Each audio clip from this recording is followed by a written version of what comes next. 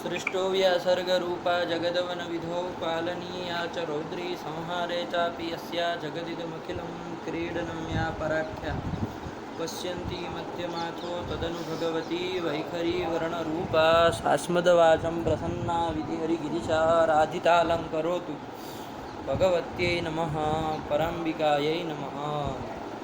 चलिए। ब्रह्म विचार सार परमाम आद्यम जगत व्यापिनी पुस्तक धारिणी अभयदां जाड्यान्धकारापहां हस्ते स्फाटिकमालिकां विदधतीं पद्मासने संस्थितां वन्दे पीताम्बरमेश्वरीं भगवतीं बुद्धिप्रदां शारदां नत्वा सरस्वतीं देवीं शुद्धां गुण्यां करोम्यहं पाणिनीयप्रवेशाय लघुसिद्धान्तकौमुदीं। चलिए, इसके आगे आवृत्ति इति माहेश्वराणी से आप लोग कर लीजिएगा, ठीक है ना? बाद में कर लेना। क्या हो गया, ज़्यादा स्वास्थ्य खराब है क्या? क्या हो गया कारण हो गया है? मौसम का ज़्यादा हो गया। हाँ, तो कुछ कपड़ा नहीं रखे हो? खांसी वासी आए तो बीच में रखने के लिए उसको रखो ना। हैं? हम लोगों को भी लगाओगे क्या? तो फिर चलो, तो आए खांसी तो कपड़ा रख लो। ज़्यादा खराब है क्या तबीयत है? चलो, तो अभी ऐसा कोई दिक्कत नहीं ना, पाठ चल सकता है ना? हैं? ज़्यादा दिक्कत हो तो रहने दे। चलो, तो तुल्यास्य प्रयत्नम सवर्णम, ये सवर्ण संज्ञा करने वाला सूत्र देख रहे थे। तुल्यास्य प्रयत्नम, इसका समास बताया ना कल? क्या बोले समास? बोलो। आस्य भवम इति आस्यम। हाँ। आस्यम च प्रयत्नश्च इति आस्य प्रयत्नौ। हाँ। तुल्यो आस्य प्रयत्नौ यस्य तत् तुल्यास्य प्रयत्नम। आया कि नहीं आया? आया। क्या बोले समास देवानंद?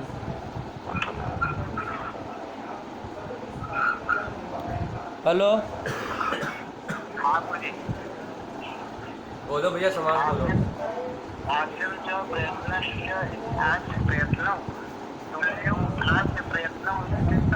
हाँ, यही तो कर दिया। तुल्यो आस्य प्रयत्नो यस्य तत्तुल्यास्य प्रयत्नम। आया कि नहीं आया? आस्यम च प्रयत्नश्च, दो कहा, आस्य और प्रयत्न। आस्य करके यहाँ क्या लेना है? स्थान लेना है। आया कि नहीं? कल बताया था। आस्य मतलब तो मुख होता है ना? ये जो मुख दिखता है ना, उसको आस्य कहते हैं। तो वो वाला नहीं ना लेना है कि नहीं? वो वाला आस्य, मुखवाची आस्य शब्द नहीं लेना है। अभी तो आस्य भवम करके जो आस्यम बनता है वो लेना है। आस्य मतलब मुखे, भवम मुख में रहने वाले, मुख में होने वाले जो आपके स्थान है, तालवादी स्थान, तत्परक आस्य शब्द हमको यहाँ लेना है। आया कि नहीं आया? और दूसरा क्या था? प्रयत्न। तो अभी आगे आज पाठ में हमको वही देखना है। यत्नो द्विधा करके यत्न बताने वाले हैं, ठीक है ना? यत्न दो प्रकार के हैं। कौन? आभ्यंतर और बाह्य के भेद से यत्न जो है वो क्या है? दो प्रकार के है। तो यहाँ यत्न कहा होता, यदि कहते कि यत्न भी यत्न कहा होता, प्रयत्न न कह करके यत्न कहा होता, तब तो हमको क्या लेना पड़ता? यत्न करके आभ्यंतर और बाह्य दोनों लेने पड़ते है कि नहीं है? लेकिन प्र जोड़ दिया। क्या कह दिया? प्र जोड़ दिया। प्रयत्न कहा है तो प्रयत्न कहा, तो प्रयत्न से आभ्यंतर ही आता है। आया कि नहीं आया? वर्णों के उत्पत्ति के पूर्व में जो यत्न होता है वो आभ्यंतर प्रयत्न है। वर्ण की उत्पत्ति के बाद जो यत्न होता है वो क्या है? बाह्य प्रयत्न है, बाह्य यत्न है। तो यहाँ पर हम लोगों ने जो पहले उत्पत्ति होने वाला वो प्रकृष्ट यत्न कहलाएगा ना, पहले जिसकी जरूरत पड़ी। तो इसलिए प्रयत्न कहा है तो प्रयत्न से केवल और केवल कौन लिया जाएगा? आभ्यंतर प्रयत्न ही लिया जाएगा। बात समझ में आएगी नहीं? इस तरह का भी एक व्याख्यान मिलता है। तो प्र कहने से प्र उपसर्ग यत्न यदि कहते तब तो दोनों लेना पड़ता, आभ्यंतर और बाह्य यत्न करके दोनों लेना पड़ता, क्योंकि यत्न दो प्रकार का है कि नहीं?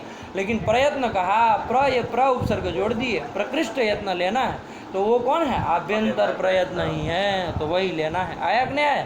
प्रयत्न करके तो वही कर दिया। आस्यम च प्रयत्नश्च इति आस्य प्रयत्नौ। तुल्यौ आस्य प्रयत्नौ इति यस्य तत् तुल्यास्य प्रयत्न नम, और उसी की सवर्ण संज्ञा होती है। ये तुल्य से प्रयत्न में देखो 2 नंबर टिप्पणी में लिख दिया है ना, 2 नंबर टिप्पणी देखो, अस्यन्ति उच्चारयन्ति वर्णान अनेन, अस्यन्ति, अस्यन्ति मतलब उच्चारयन्ति, उच्चारयन्ति है ना, अस्यन्ति मतलब उच्चारयन्ति वर्णान अनेन, वर्णों को जिसके द्वारा उच्चारण किया जाए उसको क्या कहा जाएगा, आस्यम। तो वो कौन हो गया, मुखम। ये आस्य, मुख से ही शब्दों का उच्चारण कर देना।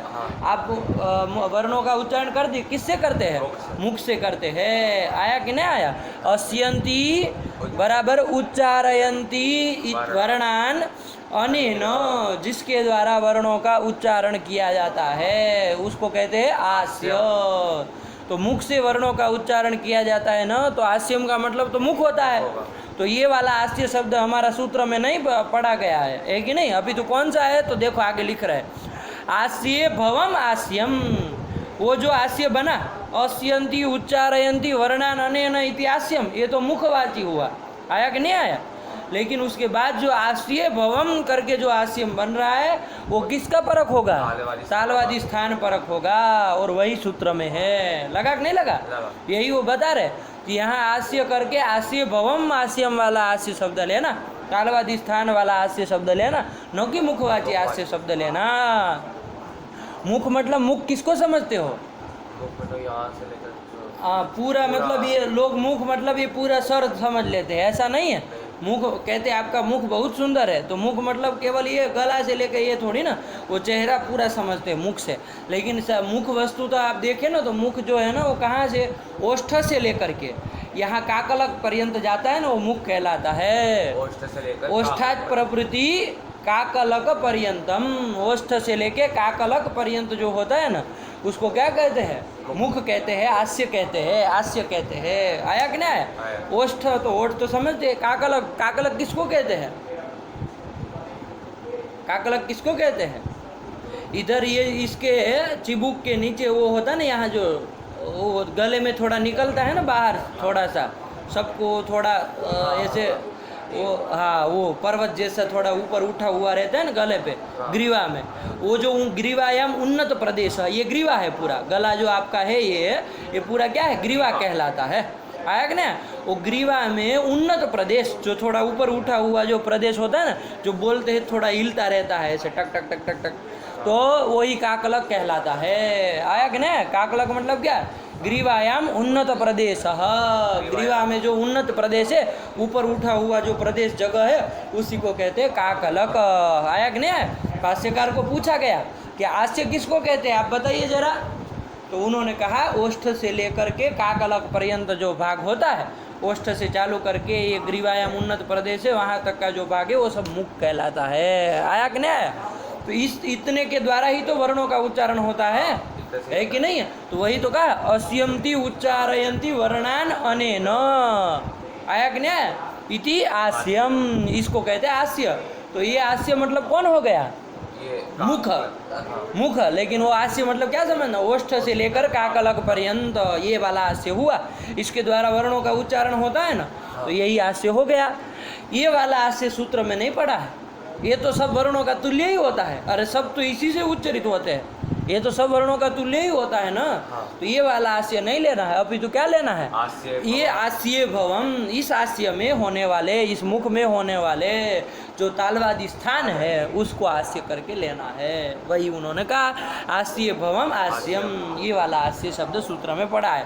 और यत् प्रयत्न कहा, तो प्रयत्न में देख लो क्या लिखा, प्रकृष्टो यत्न प्रयत्न, जो प्रकृष्ट यत्न है वही क्या कहलाता है, प्रयत्न है। आया कि नहीं आया, यत्न 2 प्रकार का है, लेकिन उसमें जो प्रकृष्ट यत्न है उसी को यहाँ पकड़ना है, तो वो कौन है, आभ्यंतर प्रयत्न।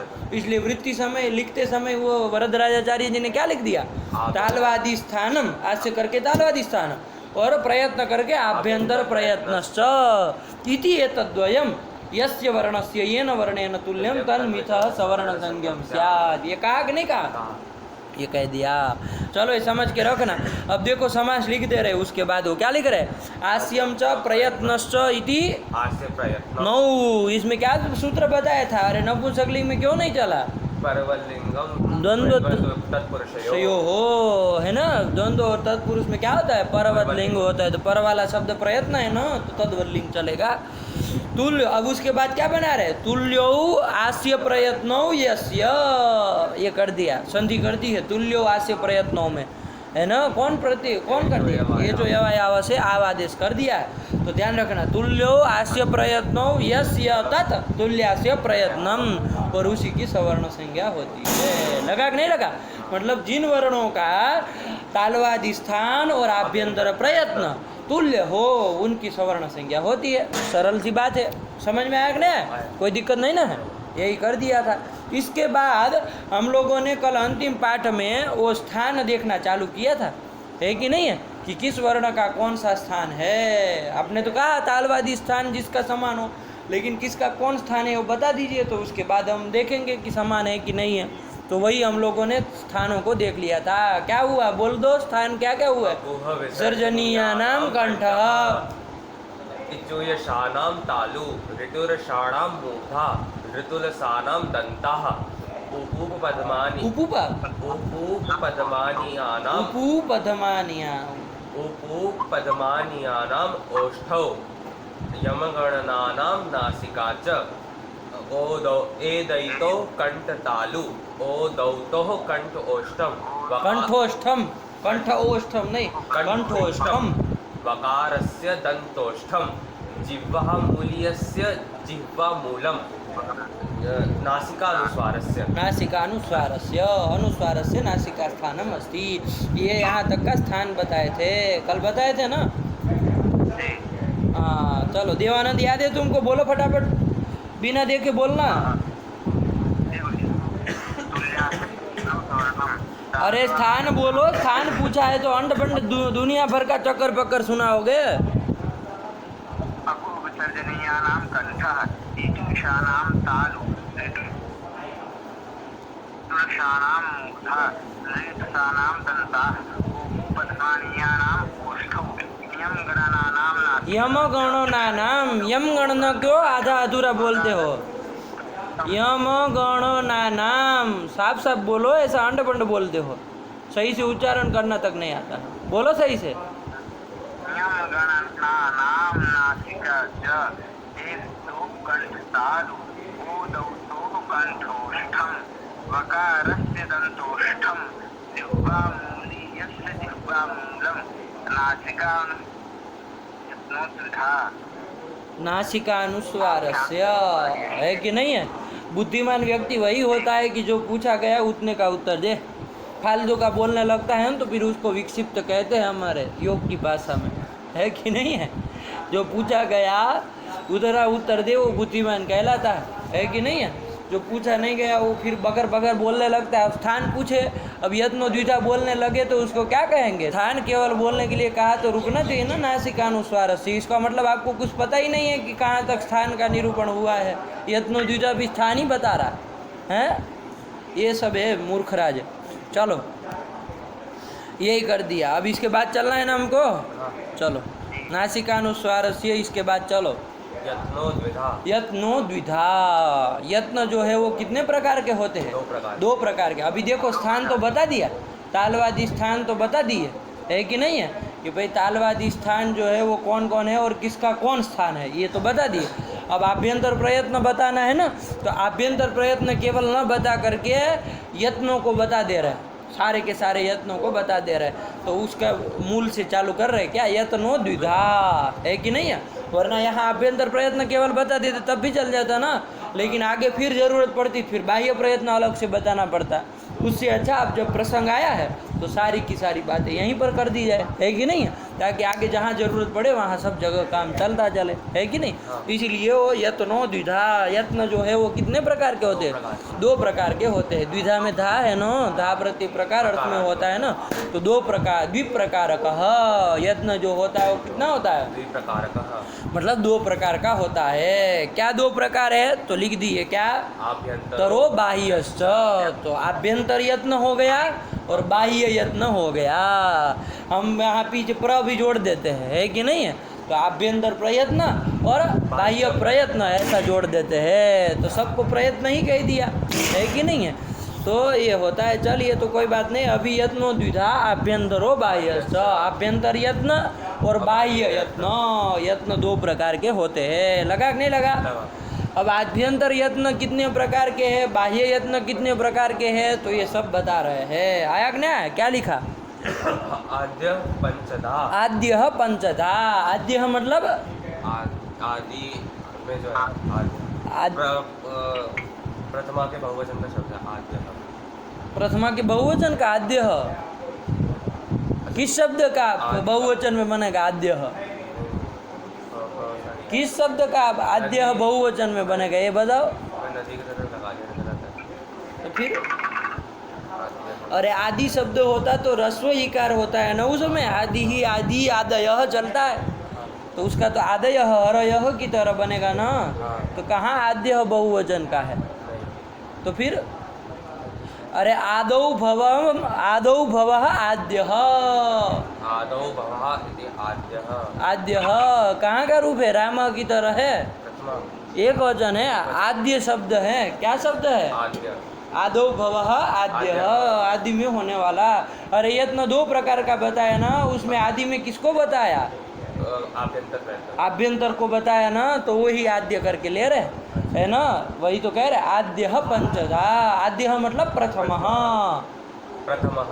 आद्यः मतलब प्रथमः। अरे यत्न दो प्रकार का है। कौन कौन? आभ्यंतरो बाह्यश्च। इसमें प्रथम कौन है? आभ्यंतर। हाँ, पहला नाम किसका लिया? प्रथम ना, आभ्यंतर का लिया ना, तो उसी को बता रहे हैं। आद्य मतलब प्रथम, जो आभ्यंतर प्रयत्न है वो कितने प्रकार का है? पंचधा, वो 5 प्रकार का है। लगा कि नहीं लगा? आद्य मतलब प्रथम, वो कौन है प्रथम? आभ्यंतर प्रयत्न, वो 2 प्रकार का है। कौन? 5 प्रकार का है। पंचधा 5 प्रकार का है। आया कि नहीं आया? चलिए, इसकी जगह ये भी लिख सकते थे, आभ्यंतर प्रयत्न पंचधा, ऐसे भी लिख सकते थे ना, लेकिन ये सब लिखने की शैली है कि नहीं? 2 बता दिए कि 2 प्रकार के हैं, दोनों के नाम ले लिए, फिर लिखते हैं आद्य इतने प्रकार का है, द्वितीय इतने प्रकार का है। आया कि नहीं? और ज़्यादा होगा तृतीय इतने प्रकार का है, ऐसे लिखने की शैली होती है ना। तो यहाँ पर इन्होंने आद्य प्रथम जो है उसको आद्य शब्द से कहा। तो आद्य पंचधा मतलब कौन 5 प्रकार का है? बाह्य प्रयत्न ना, आभ्यंतर प्रयत्न, हाँ वही आदि में है ना। आदि में उसी का नाम लिया ना, 2 में से पहले किसका नाम लिया? उसी का लिया, वही कर दिया। आद्य पंचधा। क्या 5 प्रकार है उसके? तो कहा स्पृष्ट, ईषद स्पृष्ट, ईषद विवृत, विवृत और संवृत भेदाद। यही कहा ना, देख करके देखो, संधि करके सब लिखा है। संधि वाला बोल करके बोलो, स्पृष्टेशद स्पृष्टेशद विवृत विवृत संवृत भेदाद। बस आप बोले स्पृष्टेशद स्पृष्टेशद विवृत विवृत संवृत भेदाद। लेकिन हम लोग अलग अलग बोलेंगे ताकि समझ पाए, है कि नहीं? दसरा मसरा न कर दे, है कि नहीं? वरना स्पृष्टेशद स्पृष्ट स्पृष्टेशद स्पृष्टेशद बोलते हैं तो स्पृष्ट ईषद ऐसा लग रहा है ना, ऐसे नहीं ना है। ईषद स्पृष्ट है, ईषद विवृत है। आया कि नहीं? चलो अलग अलग बोलो, स्पृष्ट, ईषद स्पृष्ट, ईषद विवृत, विवृत और संवृत के भेद से, भेदात भेद से 5 प्रकार का है। भेदात कौन विभक्ति है? पंचमी है ना, रामात भेदात, वैसे ही। तो इसके भेद से वो 5 प्रकार का है। कौन? आभ्यंतर प्रयत्न 5 प्रकार का है कि नहीं है? चलो, अब ये तो आपने केवल परिगणन कर दिया है ना, कि आभ्यंतर प्रयत्न 5 प्रकार का है, केवल परिगणन किया ना। क्या किया? परिगणन, गणना कर दी केवल कि 5 प्रकार का है, और 5 के नाम भी बता दिए, 5 के नाम भी बता दिए। क्या? स्पृष्ट, ईषद स्पृष्ट, ईषद विवृत, विवृत और संवृत नाम बता दिए। किस वर्णों का कौन सा आभ्यंतर प्रयत्न है नहीं ना बताया, अब उसको बताने जा रहे हैं, है ना। तभी तो हमारा काम बनेगा, केवल परिगणन करने से नहीं ना होगा। तो चलो वही बता रहे कि किस वर्ण का कौन सा आभ्यंतर है, 5 में से कौन सा आभ्यंतर किस वर्ण का है, क्या बता रहे? चलो, तत्र स्पृष्टम प्रयत्नम स्पर्शानाम। तत्र स्पृष्टम प्रयत्नम, तत्र मतलब उन 5 में, पंचसु मध्ये, पंचसु मध्ये वो 5 बताए ना, आभ्यंतर प्रयत्न 5 प्रकार के हैं। तत्र मतलब पंचसु मध्ये जो सबसे पहला है कौन? स्पृष्ट स्पृष्टम आभ्यंतर प्रयत्नम, वो किनका है? स्पर्शानाम, है ना, स्पर्श संज्ञक वर्णों का, स्पर्शों का है। आया कि नहीं? स्पर्शानाम कौन विभक्ति है? षष्ठी बहुवचन बहुवचन है, ठीक है ना। स्पर्शानाम है कि नहीं, स्पर्शों का है। अर्थ भी तो समझ में आ रहा है कि नहीं आ रहा? कि स्पृष्ट जो प्रयत्न है, प्रयत्न मतलब आभ्यंतर प्रयत्न, स्पृष्ट जो आभ्यंतर प्रयत्न है वो किसका है? स्पर्शानाम स्पर्शानाम, स्पर्शों का है। अब आप कहेंगे स्पर्श कौन है भाई, हमको तो यही नहीं पता है स्पर्श कौन है। तो कहा कि वो आगे बताने वाले हैं, तो अभी से समझ लो कौन है स्पर्श। आगे लिखने वाले हैं ना, क्या लिखने वाले हैं? स्पर्श। कादयो मावसानः स्पर्शः, ये सब स्पर्शाहा। कौन? कादयो। कादयो मतलब कह आदिर ये शामते इति कादयः, कः आदिर येषां ते इति कादयः, मतलब कहे आदि में जिनके, वो सब क्या कहलाएंगे? कादयः। कादयः, वो सब कादी कहलाएंगे। तो कादी तो सब चलेंगे ना, क ख ग घ ङ च छ ज ज य ट ठ ड ढ ण थ थ द ध न प प ब भ म य व र ल ष स, रुकेगा ही नहीं है। तो हाँ कादय स्पर्श है तो सब स्पर्श हो जाएंगे क से चालू करके, है कि नहीं? तो हमको सब नहीं ना पकड़ना है, रोकना है कहीं पर। क ख ग घ म प क ख ग घ ङ प च छ ज ज ञ ट ठ ड ढ ण त थ द ध न प फ ब भ म, यहीं तक बताना है ना, इसलिए लिख दिया कादय और मावसाना। हाँ, मावसान, म है अवसान में, अवसान में मतलब अंत में, जिसके, ऐसे आया कि नहीं? क आदि में हो और म अंत में हो, ऐसा पूरा का पूरा समुदाय जो है, जो जितने वर्ण उसमें आ रहे वो सब के सब स्पर्श संज्ञक है। आया कि नहीं आया? आया। क्या बोले? क से लेकर म पर्यंत जितने भी वर्ण आ रहे हैं वो सब स्पर्श संज्ञक है। स्पर्श संज्ञक है, उन सब का स्पर्श नाम होता है। आया कि नहीं आया? तो कादयो मावसाना स्पर्शाः, कह आदिर येषां ते, कह आदिर येषां ते इति कादयः, और मह अवसान अवसाने अवथा अवसानः येषां ते इति मावसानाः, क है अंत में जिसके, म है अंत में जिसके, और क है आदि में जिसके, ऐसे वर्ण कौन होंगे? क से लेकर म तक 25 वर्ण। कौन कौन? क ख ग घ ङ च छ ज झ ञ ट ठ ड ढ ण त थ द ध न प फ ब भ म, ये सारे के सारे स्पर्श संज्ञक है। आया कि नहीं आया? केवल कह देते कादयः क्या होते हैं? स्पर्श संज्ञकाः, तो क्या हो जाता? तो क से लेकर सारे चले जाते। जितने भी आगे आ जाते, क आदि में सबके है, तो क से लेकर के यवर वाला सब पकड़ लेता है कि नहीं? हाँ। केवल मावसाना स्पर्शः कहता कि म है अंत में जिसके, वही स्पर्श है, तो अ ई उ ये भी आ जाते, क्योंकि म अंत में क ख ग घ ङ 25 के तो है ही, और स्वर पहले बोले जाते हैं ना, लौकिक वर्णमाला में भी तो अ ई उ ये सब पहले बोले जाते हैं ना, तो म अंत में है जिसके करके स्वर भी पकड़ लेते, वो सब भी स्पर्श संज्ञक हो जाते। तो ये सब नहीं लेना, क से लेकर के म पर्यंत जाना। तो देखो कितना अच्छे शब्द में कह दिया, कादयः मावसानाः, क से लेकर के, क है आदि में जिसके वो कादय, और म है अंत में जिसके वो मावसाना। तो ऐसे कितने होंगे? 25 ही होंगे। वो 25 वर्णों की क्या संज्ञा है? स्पर्श संज्ञा है। लगा कि नहीं लगा? और जो स्पर्श संज्ञक वर्ण है उनका कौन आभ्यंतर प्रयत्न है? तो कह दिया तत्र स्पृष्टम प्रयत्नम स्पर्शानाम। तो इन 25 का कौन आभ्यंतर प्रयत्न हो गया? आभ्यंतर प्रयत्न। किन 25 का? क से लेकर म पर्यंत। कौन 25 का? वो जब पूछे तो फिर बोलना ही है। क ख ग घ ङ च छ ज झ ञ ट ठ ड ढ ण त थ द ध न प फ ब भ म। ये 25 का क्या हो गया? स्पृष्ट आभ्यंतर स्पृष्ट आभ्यंतर प्रयत्न बता दिया। तो चलो स्पृष्ट आभ्यंतर प्रयत्न पता चल गया है कि नहीं? आ गया कि नहीं आ गया? चलो पढ़ो, तत्र स्पृष्टम प्रयत्नम स्पर्शानाम। स्पृष्ट बता दिया। नंबर 2 का कौन था? ईशत स्पृष्ट। ईशत स्पृष्ट, वो किन का है? तो उसके लिए लिख रहे, क्या लिख रहे? ईशत स्पृष्टम अंतः स्थानम। ईशत स्पृष्टम आभ्यंतर प्रयत्नम केशम अंतः स्थानम। अंतस्थानाम। ईशत स्पृष्टम आभ्यंतर प्रयत्न अंतः स्थानम। अंतस्थानाम अस्ति। आया कि नहीं आया? अंतस्थानाम, अंतस्थ संज्ञा भी देखेंगे। अंतस्थ वर्ण कौन कौन है कि नहीं है? उनका कौन आभ्यंतर प्रयत्न है? ईशत स्पृष्टम आभ्यंतर प्रयत्न अस्ति। आभ्यंतर प्रयत्न ईषद पृष्ठाभ्यंतर प्रयत्न किनका है? अंतस्थान। अंतस्थान। अब अंतस्थ वर्ण कौन है जरा बता दीजिए। तो क्या लिखा देखो नीचे आया ना, उसके कादयो मावसाना स्पर्शा के देखो अंतिम वाली पंक्ति इसी पृष्ठ में। यणो अंतस्थाः, अंतस्थाः के संति यणः, यणः अंतस्थाः, यण को कहते हैं अंतस्थ। यण मतलब कौन कौन आएगा उसमें?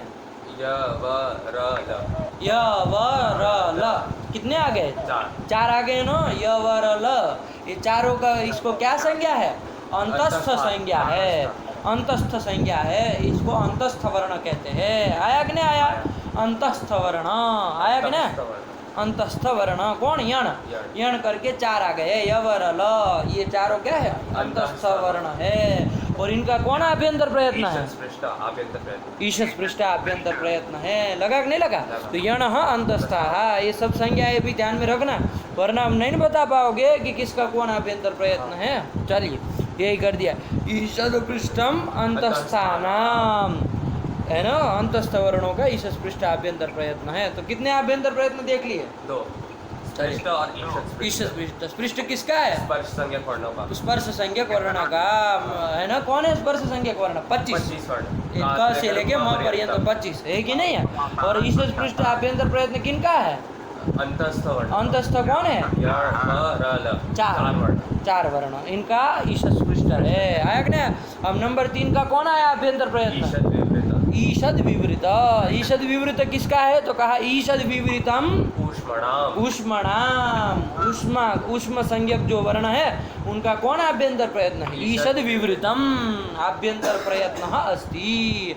ईषद विवृत आभ्यंतर प्रयत्न है किनका? ऊष्मणाम। ऊष्म संज्ञक जो वर्ण है वो ऊष्मणाम कौन विभक्ति है? षष्ठी है। आया ना? षष्ठी बहुवचन है। ऊष्मन शब्द है। क्या शब्द है? ऊष्मन। ऊष्मन शब्द का ऊष्मणाम आम करेंगे तो बन जाएगा ना, ऊष्मणाम आकार का लोप हो जाता है तो ऊष्मणाम ये बन जाता है। आया कि नहीं आया? आया। चलिए लोप किसका होगा? किसी का नहीं होगा। ऊष्मन शब्द है, णत्व हो जाएगा, बस इतना ही। कोई लोप वोप किसी का नहीं होगा। ऊष्मणाम आया कि नहीं आया? चलिए तो ऊष्मणाम ईषद विवृतम। अब ऊष्मा संज्ञक कौन है भाई? ऊष्मा किसको कहते हैं? तो कहा शल ऊष्माणः। शल ऊष्माणः, शल ऊष्माण है कि नहीं? शल शल जो है उसको ऊष्मा, शल प्रत्यार है ना। शल से किसका किसका बोध होता है? श सर के श तालव्य स से लेकर के हल के ल तक है। तो कितने आ गए? 4 आ गए ना। कौन कौन? ये चारों क्या है? ऊष्म संज्ञक है। आया कि नहीं आया? तो ये ऊष्म संज्ञक है। और इनका कौन आभ्यंतर प्रयत्न? ईषद विवृतम। ईषद विवृतम, तो वही कह दिया। ऊष्मणाम ईषद विवृतम आभ्यंतर प्रयत्न अस्ति। आया कि नहीं? चलिए ये कर दिया। फिर कौन आया? विवृतम स्वराणाम। विवृत आया नंबर 4 का आभ्यंतर प्रयत्न। कौन आया? विवृत। तो विवृत किसका है? तो कहा विवृतम स्वराणाम। स्वर जो है उनका विवृत आभ्यंतर प्रयत्न है। आया कि नहीं आया? ये स्वर तो प्रसिद्ध है ना। स्वर कौन कौन स्वर है? अ ई उ री ए ओ ऐ ओ प्रसिद्ध है। लेकिन फिर भी उन्होंने देखो नीचे संज्ञा लिख रहा है तो शल ऊष्माण के बाद लिख दिया अचह स्वराहा। अच जो है उसी को स्वर कहते हैं। आया कि नहीं आया? और हल को क्या कहते हैं? व्यंजन। तो हलह व्यंजनानी ऐसा हो जाएगा। लेकिन अभी उसकी जरूरत नहीं है, नहीं लिखा। अचह स्वराहा। स्वर किसको कहते हैं? अच को स्वर कहते हैं। तो अच मतलब अ ई उ री ए ओ ऐ औ ये सब स्वर है। इनका कौन आभ्यंतर प्रयत्न है? सुरीवृत विवृत। विवृतम स्वराणाम। हो गया कि नहीं हो गया? स्वराणाम विवृतम आभ्यंतर प्रयत्न अस्ति। या आभ्यंतर प्रयत्न शब्द है ना वो पुल्लिंग में चलता है, इसलिए प्रयत्न ही बोलना। विवृतम के साथ साथ प्रयत्नम बंद कर देना। आया कि नहीं? तो विवृतम आभ्यंतर प्रयत्न केसाम स्वराणाम। स्वराणाम यही कर दिया। चलो पढ़ो विवृतम स्वराणाम। अब ये 4 ठो देख लिए। कौन कौन देख लिए? स्पृष्ट, ईषद स्पृष्ट, ईषद विवृत और विवृत। और अब एक बच गया कौन? संवृत। संवृत आभ्यंतर प्रयत्न। अब ये बताना है किसका है कि नहीं है? ये किसका है? देखो तो पहला कौन था? स्पृष्ट। स्पृष्ट था वो कितने वर्णों का हुआ? स्पृष्ट प्रयत्न 25 वर्णों का। कहाँ से क्यों? कौन कौन? क से लेकर म पर्यंत 25 का हो गया। फिर ईशद पृष्ठ कितने का हुआ? 4 का। कौन कौन? य व र ल। हाँ, तो लगा दो टोटल अभी 25 तो 4 29। 29 हो गए। उसके बाद आपका अभी ईशद विवृत वो कितने का है? वो 4 का। कौन कौन? श श स ह। इनका है, तो 29 4 33 हो गया कि नहीं हो गया? इसके बाद कौन आया? विवृत। विवृत। विवृत कितने का है? 9 का। अच्छा, जो 9 है तो उसका है, तो क्या हो जाएगा? 42 हो गए। तो वो हमारे वर्ण कितने हैं जरा गिनो, उसमें आई उरी में गिनो कितने वर्ण है? 42 ही हैं। हाँ। देखो जरा, हाँ, अच में कितने 9 आते हैं, हल में कितने आते हैं? 9 में आते हैं 33, नहीं 34 आते हैं, 34 आते हैं ना। हल में कितने आते हैं? 34 आते हैं ना। हाँ 2 बार आता है ना। हल में 34 आते हैं और अच में कितने आते हैं? 9 आते हैं। तो 34 9 43। तो ये 43 में आपका यहाँ पर कितने का बता दिया आभ्यंतर प्रयत्न? पृष्ठ में कितने आए? पृष्ठ में आपके 25 आ गए। 4। फिर ईशद पृष्ठ में 4 और ईशद विवृत में 4 तो कितने हो गए? 33 और विवृत में 9 तो कितने हो गए? 42। 33 हो गया। अब 42 हो गया ना। ये 42 का आपका बता दिया। तो मतलब कितने वर्णों का उधर आपके वर्ण उसमें कितने हैं? शिव सूत्र में कितने हैं? 43। उसमें से कितने का बता दिया? 42। कौन छूट गया? कोई छूटा नहीं है। छूटा कोई नहीं है, क्योंकि ह 2 बार है इसलिए उधर वो होता है 43 है कि नहीं है? वो ह का तो बता दिया ना। ह का कौन आभ्यंतर बता दिया? वो ईशद विवृत। ईशद विवृत। ईशद विवृत में है ना, ईशद विवृतम उष्मणाम और सल उष्मण। तो ह का कौन आ गया? ईशद विवृत आ गया। तो ह 2 बार आए तो क्या हुआ? उसका बता ही दिया। तो सारे के सारों का बता दिया ना। तो अभी ये संवृत किसके लिए बचा? बड़ा विचित्र है। ये संवृत आभ्यंतर प्रयत्न किसके लिए छोड़ दिया? अरे 4 तो सबके सब वर्णों का तो आभ्यंतर प्रयत्न चारों में ही खत्म हो गया। अब ये संवृत किसके लिए है? चलो लिख रहे हैं, क्या लिख रहे हैं? संवृत ह्रस्वस्य वर्णस्य संवृत। दम फूट रहा है क्या? प्रयोगे। हाँ, क्या है संवृत? ह्रस्वस्य वर्णस्य प्रयोगे संवृतम। हाँ, ह्रस्वस्य अवर्णस्य प्रयोगे संवृतम। संवृतम आभ्यंतर प्रयत्नम कस्य? ह्रस्वस्य अवर्णस्य। ह्रस्व जो आकार है कि नहीं? आकार तो 18 प्रकार के हैं ना। हाँ। उसमें जो आकार है, ह्रस्व आकार है, उसका कौन आभ्यंतर प्रयत्न है? संवृत है। आया कि नहीं आया? तो उसमें ह्रस्व के 6। ह्रस्व के 6 आ जाएंगे, है कि नहीं? ह्रस्व जितना का जितना है वो कितना, वो ह्रस्व अवर्ण का कौन आभ्यंतर प्रयत्न है? संवृत। संवृत। लेकिन उसमें कंडीशन लगा दिया कि सब जगह ह्रस्व आकार संवृत प्रयत्न वाला नहीं होगा। कहाँ पर? प्रयोगे संवृत। प्रयोगे कहा ना। अरे सब जगह नहीं कह रहा है कि नहीं है कि सब जगह ह्रस्व आकार मिले तो उसका संवृत ही आभ्यंतर प्रयत्न नहीं कह रहा। ह्रस्वस्य अवर्णस्य संवृतम आभ्यंतर प्रयत्न है कि नहीं? हाँ। लेकिन कब? प्रयोगे। प्रयोग दशा में प्रयोग करना हो तो ह्रस्व आकार का प्रयोग करते हो कि नहीं करते हो लोक में? हाँ। कहाँ, जैसे बताओ कहाँ करते हो? राम आ गया। केवल अ का। कहीं पर भी आए ऐसा, केवल अ का हमको नहीं चाहिए। तो किसी का नाम हो गया राम। राम कहाँ बोलते हैं हम लोग? संस्कृत में कहीं बोलते नहीं है राम। राम तो किसको नहीं बुलाते हैं। हाँ। तो अदति एक धातु बनती है ना, अद धातु। तो प्रयोग है, कुछ थोड़ा मतलब वाला भी तो हो, ऐसा कुछ दिखाओ। देखो राम का नहीं बनता है अकारांत, कहीं नहीं बनता है रूप, बनता है संबोधन। संबोधन में ना हे राम बनता है कि नहीं बनता है? तो अब की प्रयोग करना है ना हमको, हे राम अत्र आगच्छ। तो ये प्रयोग दशा में अकार है कि नहीं है? हाँ। तो यहाँ पर जो राम में मकार के बाद जो अकार है उसका कौन आभ्यंतर प्रयत्न? संवृत है। राम आया कि नहीं आया? तो ये मुख का संवरण हो जाता है ना, बोलते हो तो बोलो हे राम। हे राम। तो संवरण होता है ना, तो ऐसा संवृत आभ्यंतर प्रयत्न प्रयोगे आया कि नहीं आया?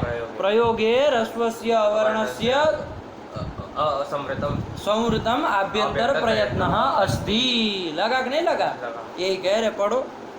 ह्रस्वस्य वर्णस्य प्रयोगे संवृतम आया कि नहीं आया? वो ह्रस्व अवर्ण का विवृत आभ्यंतर प्रयत्न भी होगा, हाँ। है कि नहीं? अच्छा। अचः स्वराः और स्वराणाम ईषद विवृतम विवृतम स्वराणाम कहा था ना, तो अ का विवृत भी होगा, स्वर है ना, और अभी तो ह्रस्व आकार भी तो स्वर है कि ये तो नहीं कि दीर्घ और प्लुत ही स्वर है, तो उसका विवृत भी है, लेकिन कब, तो उसमें भी कंडीशन लगा रहे। देखो क्या कह रहे, प्रक्रिया दशायाम तू विवृतमेव कस्य प्रक्रिया दशायां ह्रस्वस्य अवर्णस्य प्रक्रिया दशायाम विवृतमेव, विवृति आभ्यंतर प्रयत्न रहेगा। कब, प्रक्रिया दशा में, है कि नहीं है, कोई सूत्र की प्रक्रिया होगी ना, सूत्र लगने वाली प्रक्रिया होगी, तो ऐसी अवस्था में वो विवृत आभ्यंतर प्रयत्न वाला ही कहलाएगा, विवृत आभ्यंतर प्रयत्न ही उसका होगा। प्रयोग दशा होगी तो उसमें कौन आभ्यंतर प्रयत्न समृद्ध होगा।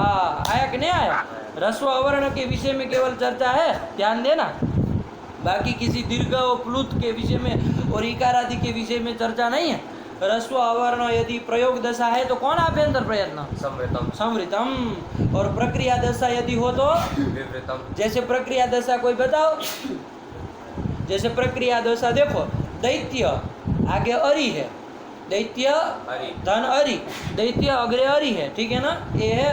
अब देखो यहाँ कोई सूत्र लगाना है ना, ये प्रयोग दशा है कि प्रक्रिया दशा है, प्रक्रिया दशा है ना। अभी हम को यहाँ सूत्र लगा करके पूरी प्रक्रिया करनी है ना, दीर्घ करना है, ये वो करना है, तो दीर्घ संधि वगैरह प्रक्रिया करनी है ना, कि प्रयोग करेंगे ऐसे सीधा दैत्य हरि प्रयोग नहीं ना करेंगे, तो क्या होगा, यहाँ पर प्रक्रिया दशा है, तो प्रक्रिया दशा में यहाँ अ दिख रहा है कोई, दैत्य में यकार के बाद अ है, अरि में भी अ है, तो ये जो प्रक्रिया दशा में जो ह्रस्व अवर्ण है उसका कौन आभ्यंतर प्रयत्न विवृत ही होगा।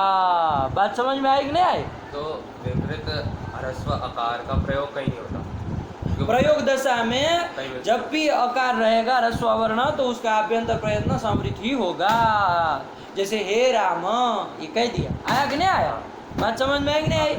दैत्य अरि, यहाँ पर ये प्रक्रिया प्रयोग दशा है क्या, प्रयोग नहीं ना है, इसका प्रयोग नहीं ना अभी कर रहे, लोक में प्रयोग नहीं ना कर रहा है, अभी तो क्या कर रहे हैं, प्रक्रिया दशा है ये, तो प्रक्रिया दशा में जो भी ह्रस्व अवर्ण मिलेगा उसका कौन आभ्यंतर प्रयत्न विवृत। तो दैत्य और अरि में यदि कोई पूछे कि यहाँ पर अकार जो है ये ह्रस्व अवर्ण, चाहे यकार के बाद जो है चाहे अरि में जो है, उनका कौन आभ्यंतर प्रयत्न, तो विवृत कहना। आया कि नहीं आया। अब जब यहाँ आकाश दीर्घ लग जाएगा, दीर्घ हो जाएगा, दैत्यारी बन जाएगा, अब प्रयोग दशा आगे कि नहीं आगे, तो अब वो आकार जो है उसका कौन आभ्यंतर प्रयत्न हो जाएगा, क्यों समृद्ध नहीं, अब प्रक्रिया अब तो दीर्घ हो गया ना, प्रयोग दशा तो आई, लेकिन प्रयोग दशा में केवल ह्रस्व अवर्ण का समृद्ध आया कि नहीं, इसलिए वो मत कर देना कि अब प्रयोग दशा आ गई तो विवृत कर दी, ऐसे भ्रांति वो समृद्ध कर दी, ऐसी भ्रांति मत पालना, है कि नहीं है। ह्रस्व अवर्ण ही प्रयोग दशा में समृद्ध होता है, आया कि नहीं। और प्रक्रिया दशा में विवृत होता है, आया कि नहीं। तो अ का दो तरह का आभ्यंतर प्रयत्न हो गया, ह्रस्व का, हाँ ह्रस्व का दो आभ्यंतर प्रयत्न हो गया, कौन कौन, समृद्ध और विवृत। लेकिन आपको ध्यान में रखना पड़ेगा कब समृद्ध और कब विवृत, है कि नहीं है। कब समृद्ध, प्रयोगे समृद्धम, ह्रस्वस्य अवर्णस्य प्रयोगे समृद्धम आभ्यंतर प्रयत्न अस्ति, और कब विवृतम आभ्यंतर, तो विवृतमेव कस्य, पूरा बोलो ना, प्रक्रिया दशायां विवृत आभ्यंतर प्रयत्न आया कि नहीं आया, काहे फिर काट काट के बोल रहे। प्रक्रिया दशायां ह्रस्वस्य अवर्णस्य विवृतम आभ्यंतर प्रयत्न अस्ति, ये कर दिया, है कि नहीं है। और बाकी जो स्वर है वो उन सबका उनका विपरीत ही रहेगा, उसमें भ्रांति मन में पालना। बाकी स्वर मतलब कौन, दीर्घ आकार, प्लुत आकार और इकार आदि सब स्वर। आया कि नहीं आया, ये ध्यान रखना। दीर्घ आकार और प्लुत आकार उसके ये भी विवृत ही रहेंगे हमेशा के लिए, ठीक है ना। ये केवल ह्रस्व अवर्ण के लिए है, आया कि नहीं। तो 5 हो गए, समझ में आया कि नहीं आया। कौन कौन हो गए 5 आभ्यंतर प्रयत्न, समृद्ध, आया कि नहीं आया। अब एक ऐसा मान लीजिए किया जाए कि अरे सब आकारों का क्या रख दो, सारे के सारे आकारों का, ह्रस्व आकारों का सवर्ण वो वही समृद्ध आभ्यंतर प्रयत्न ही रख लो ना। इससे ह्रस्व अवर्ण का 2 बता रहे हैं ना, क्या बता रहे, समृद्ध विवृत। तो समृद्ध तो आपको बताना ही है, क्योंकि लोक में हम हे राम प्रयोग करें तो वो आकार समृद्ध बोले, है कि नहीं है? तो इसलिए संवृत करना ही है ह्रस्व अवर्ण को। तो प्रक्रिया दशा में भी ह्रस्व अवर्ण को संवृत ही कर दो ना, ये फालतू का क्यों झमेला खड़ा किए हो? प्रक्रिया दशा प्रयोग दशा सीधे से क्या निकाल लो? संवृत आभ्यंतर प्रयत्न किसका कर दो? ह्रस्व अवर्ण का संवृत आभ्यंतर प्रयत्न। उसके अतिरिक्त दीर्घ अकार, प्लुत अकार और इकार आदि जितने स्वर है उन सबका विवृत कर दो, बात खत्म। ये तो ह्रस्व अवर्ण संवृत भी है, विवृत भी है। संवृत प्रयोग दशा में, विवृत प्रक्रिया दशा में, ये सब क्या लगा के रखे हो? सब अवर्णों का क्या कर दो? संवृत कर दो। अरे विवृत नहीं ना कर सकते सबका। अरे लोक में राम आप कैसे बोल रहे हैं? हे राम, हे राम अत्र आगच्छ, तो संवृत आप बोल रहे हैं ना। तो ह्रस्व अवर्ण का तो संवृत करना ही पड़ेगा। आया कि नहीं आया? संवृत करना ही पड़ेगा। तो इसलिए सबको संवृत ही कर दो। चाहे प्रयोग दशा में तो मान ही रहे हो, अतिरिक्त कहाँ मान लो? प्रक्रिया में भी ह्रस्व को क्या मान लो? संवृत मान लो, कोई हर्जा नहीं है। दैत्य हरि है, वहाँ दोनों अ को संवृत मानो, क्या हर्जा है? अकर्षण दीर्घ लग जाए, काम खत्म। दैत्य हरि बन ही जाना है, तब वो आ बन जाए तो विवृत मानना। प्रक्रिया वो सब संवृत्ति मानो ह्रस्व अवर्ण को। आया कि नहीं आया? प्रक्रिया दशा में भी संवृत्ति मानो। तो उन्होंने कहा पंडित जी दैत्य हरि में कोई दिक्कत नहीं है, कोई समस्या नहीं है। दैत्य हरि में फंस जाओगे, दूसरा कोई होगा तब। जैसे दूसरा प्रयोग दू, दंड अग्रे आढकम, भाष्यकार ने प्रयोग दिया, क्या दिया? दंड अग्रे आढकम, दंड है, आगे आढकम है। यहाँ कौन सूत्र लगेगा? अकस्मण दीर्घ से क्या बन जाता है? दंडाढकम। ये सब बन जाता है कि नहीं बन जाता है? अब देखो दंड और आढकम, अब तुमने क्या कहा था? ह्रस्व अवर्ण सब जगह क्या मान लो? समृद्धि मान लो, यही कहा था ना। प्रयोग में तो मानते ही है, प्रक्रिया दशा में भी समृद्धि मान लो ह्रस्व अवर्ण को। तो दंड आढकम प्रक्रिया दशा है कि नहीं है? यहाँ कहीं ह्रस्व अवर्ण है? डकारोत्तरवर्ती अकार है ना, डकार के बाद अकार है ना, वो अकार को क्या माना जाएगा? आपकी शंका के अनुसार समृद्धि माना जाएगा। और आढकम का आकार कैसा है? दीर्घ तो है ही घंटालाल। वो आभ्यंतर प्रयत्न कौन है? विवृत है। आया कि नहीं आया? आकार जो ह्रस्व आकार है उसका कौन? संवृत। और आढकम का आकार विवृत। अब अकस्मण दीर्घ लग जाएगा। अकस्मण दीर्घ क्या कहता है? घटाव अर्थ अक से पर में अच होना चाहिए। अब कौन हो जाएगा? अ ई उ रिल री, उसमें से यहाँ कौन आया? अ। दंड में अ आ गए तो चलो अक हो गया। उससे पर में क्या होना चाहिए? अच होना चाहिए। अच में नो आ गए तो उसमें से कौन अच है? आ, वो अच में आ ही जाता है। तो इसलिए अच पर में है तो क्या होना चाहिए? सवर्ण दीर्घ हो जाना चाहिए। लेकिन देखो पंडित जी, अक से पर में केवल अच नहीं मानता है। क्या वृत्ति कहा? अकह सवर्णीय अचि पर है, सवर्ण अच पर में होना चाहिए। अक से पर में अच कैसा होना चाहिए? सवर्ण अच पर में होना चाहिए। सवर्ण अच है क्या? सवर्ण मतलब क्या? सवर्ण कब होगा? जब तालवादी स्थान और आभ्यंतर प्रयत्न दोनों मिले तब। यहाँ पर जो दंड में अकार है, अक जो है, अ जिसको आप ले रहे हैं, वो अ का तालवादी स्थान में से कौन स्थान है? कंठ। और आगे आढकम का आ है, उसका कौन स्थान है? कंठ। तो स्थान तो एक हो गया, कोई दिक्कत नहीं। आभ्यंतर प्रयत्न बताओ कौन है दंड में अकार का आभ्यंतर प्रयत्न?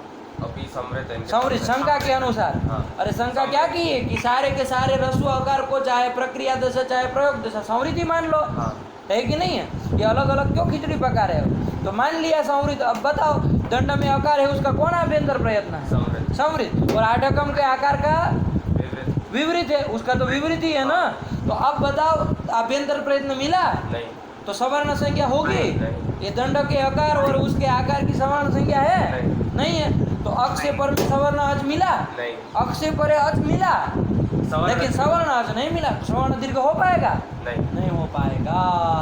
तो दंडाढकम बन पाएगा? नहीं बन पाएगा। भाष्यकार ने कहा इसीलिए ध्यान रखो पंडित जी, एक ही नहीं है, केवल सब ह्रस्व अवर्ण को समृत मानने से काम नहीं बनेगा। इसलिए केवल उसको प्रयोग दशा के लिए छोड़ो। समृत प्रयत्न ह्रस्व आकार प्रयोगे समृतम। प्रक्रिया दशा जब हो, दंड आढकम चाहे दैत्य हरि, वहाँ सब जगह क्या मान लो? विवृत मानो, है कि नहीं है? तो जब ह्रस्व अवर्ण प्रक्रिया दशा में विवृत माना तो दंड का आकार कैसे माना गया? विवृत माना गया। अब वो आकार भी विवृत है तो सवर्ण अच पर मिल गया कि नहीं मिल गया? अब तो सवर्ण दीर्घ हो सकता है, अब कोई आपत्ति नहीं। इसलिए ये अलग अलग करना पड़ रहा है। बात समझ में आई कि नहीं आई? यही प्रक्रिया, इसीलिए ये सब करना पड़ता है कि नहीं? चलिए ये ध्यान रखना, दंड आढकम वाला, है कि नहीं है? काम आता है। कोई शंका मान लीजिए कर दे कि भाई ये रस्व अवर्ण में ये आप अलग अलग क्या है ये सब, मतलब पागल बना रहे हो दुनिया को। फालतू का कितना रटना पड़ता है कि नहीं है।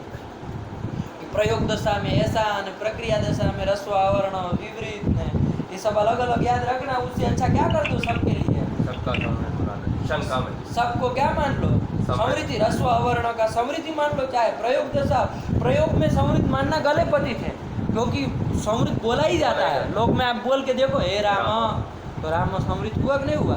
मुख का संवरण होता है और वो विवृत में रामा ऐसा होता है। विवृत, इसको विवृत तब विवृत विवार होता है मुख का, ठीक है ना, विकास होता है तब वो विवृत प्रयत्न होता है। ऐसा नहीं ना बोला जाता है हे रामा, ऐसे दक्षिण भारतीयों की तरह नहीं ना बोलोगे। तो समृद्ध मानना तो जरूरी है ना रस्व अवर्ण का। तो रस्व अवर्ण का समृद्ध माना तो शंका क्या की कि सब रस्व अवर्ण समृद्ध मान लो, केवल प्रयोग में ही क्यों मान रहे हो, प्रक्रिया में भी मान लो। तो कहा दंडाटकम नहीं बन पाएगा, इसलिए केवल प्रयोग दशा में ही रस्वस्य अवर्णस्य आभ्यंतर प्रयत्न अस्ति। आया कि नहीं, प्रयत्नम बनेगा है कि नहीं, कोई दिक्कत नहीं है। प्रयत्नम बनता है ना, प्रयत्नम बनता है, नपुंसकलिंग में भी बनता है, इसलिए प्रयत्नम ही बोलो। देखो तत्र स्पृष्टम प्रयत्नम लिखा नहीं लिखा, उस समय आपने बोला था ना कि उसके साथ पुल्लिंग लगाओ, तो लेकिन वो लगाओ नपुंसकलिंग बनता है, वही सही रहेगा है कि नहीं है। जब वो समृद्धम आपका नपुंसकलिंग है तो उसके साथ भी नपुंसकलिंग ही लगना चाहिए ना। समृद्धम आभ्यंतर प्रयत्नम अस्ति, आया कि नहीं आया, उसमें भी चलेगा। चलिए यत्नम यत्ने यत्नानि, कोई दिक्कत नहीं है कि नहीं। तो यही कर दिया, क्या बन गया हमारे यहाँ पर रस्वस्य अवर्णस्य प्रयोगे संवृतम आभ्यंतर प्रयत्नम अस्ति और प्रक्रिया दशायाम रस्वस्य अवर्णस्य विवृतम आभ्यंतर प्रयत्नम अस्ति। बन गया कि नहीं बन गया, यही चीज तो उन्होंने लिखी है, पढ़ लो। ह्रस्वस्य वर्णस्य प्रयोगे संवृतम प्रक्रिया दशायाम तो विवृतम एव, वहाँ तो विवृत ही रहेगा। आया कि नहीं आया। हाँ चलिए यही कर दिया। आभ्यंतर प्रयत्न सारे के सारे समझ में आया कि नहीं आया, यही कर दिया। चलिए इतना आभ्यंतर प्रयत्न लगा करके आओ, याद करके आओ, फिर चलते हैं। आज तो तबीयत भी ज़्यादा खराब है, बार बार खांस रहे है कि नहीं। बाह्य प्रयत्न कल करते हैं, ठीक है ना। बाह्य प्रयत्न एकादशता, आभ्यंतर प्रयत्न का हो गया पूरा का पूरा। अब बाह्य प्रयत्न बताना है, क्योंकि यत्नो द्विधा करके क्या बोले थे, आभ्यंतरो बाह्यश्च। वो उसमें आदि मतलब प्रथम कौन था, आभ्यंतर प्रयत्न, वो 5 प्रकार का है। और वो 5 प्रकार का है ये बताकर स्पृष्ट, ईशस्पृष्ट, ईशद विवृत, विवृत और समृद्ध के भेद से। और किस वर्ण का स्पृष्ट है, किस वर्ण का ईशस्पृष्ट है, किनका किनका विवृत है और ये सब बता दिया। अब दूसरा जो भेद, द्वितीय भेद बाह्य प्रयत्न, उस बाह्य प्रयत्न को बता रहे हैं। बाह्य प्रयत्नस्तु एकादशः कहाँ लिखा है, विसर्ग लिखा है एकादशधा। बाह्य प्रयत्नस्तु एकादशधा। बाह्य प्रयत्न कितने प्रकार का है, 11 प्रकार का है कि नहीं है। अब उसको कल देखते हैं, साथ ही थोड़ा ठीक करके आओ, ऐसे नहीं चलेंगे। चलिए रखो, 11 प्रकार का है, ठीक है ना। 11 प्रकार का कौन है देख लो एक बार जरा फटाक से। संवारः, श्वासः 3 हो गए, नादः, घोषः, अघोषः 3 हो गए, 6 हो गए। अल्प प्राणो महाप्राणः 8 हो गए। उदात्तो अनुदात्तः स्वरितश्चेति, उदात्त अनुदात्त और स्वरित 3, 11 हो गए। 8 3 11, तो ये 11 प्रकार के बाह्य प्रयत्नस्तु एकादशता, 11 प्रकार का है। आया कि नहीं आया। अब वो कौन किस वर्ण का कौन सा होगा इसमें से बाह्य प्रयत्न बताएंगे, तो उसको कल प्रयत्न वर्ण के उच्चारण के बाद आता है। हाँ, वर्णोद्भव की वर्णोत्पत्ति अनंतर जिसका वो होता है, इस तरह का करके किया है। अभी इतना ज़्यादा उसमें मत जाओ, ठीक है ना। उसमें थोड़ा सूक्ष्म चिंता, वो शिक्षा का विषय है। पाणिनि शिक्षा में ये सब विचार किया गया कि बाह्य प्रयत्न मतलब क्या, आभ्यंतर प्रयत्न मतलब क्या। आभ्यंतर प्रयत्न मतलब उसकी कहाँ ज़रूरत पड़ी, तो कहाँ वर्णोत्पत्ति के पूर्व में इसकी आवश्यकता है। बाह्य प्रयत्न मतलब देखो बाह्य मतलब वर्णोत्पत्ति के अनंतर इसकी ज़रूरत, ऐसा करके शिक्षा में विचार आया, ये सब चला। तो उसके कभी विस्तार से देखेंगे, ठीक है ना। अभी फ़िलहाल तो हमारा इतना किस वर्ण का कौन सा आभ्यंतर प्रयत्न है, बाह्य प्रयत्न है, यही ध्यान रख के कर लो, तो काम चल जाएगा, है कि नहीं है। अब हमारा तुल्य से प्रयत्न सवर्णम का काम तो इतने से बन जाएगा कि नहीं बन जाएगा, किस वर्ण की सवर्ण संज्ञा किसके साथ होगी ये हो सकता है ना, क्योंकि हमको तो तालवादी स्थान और आभ्यंतर प्रयत्न दो ही चाहिए था, बाह्य प्रयत्न की इसमें अपेक्षा नहीं है।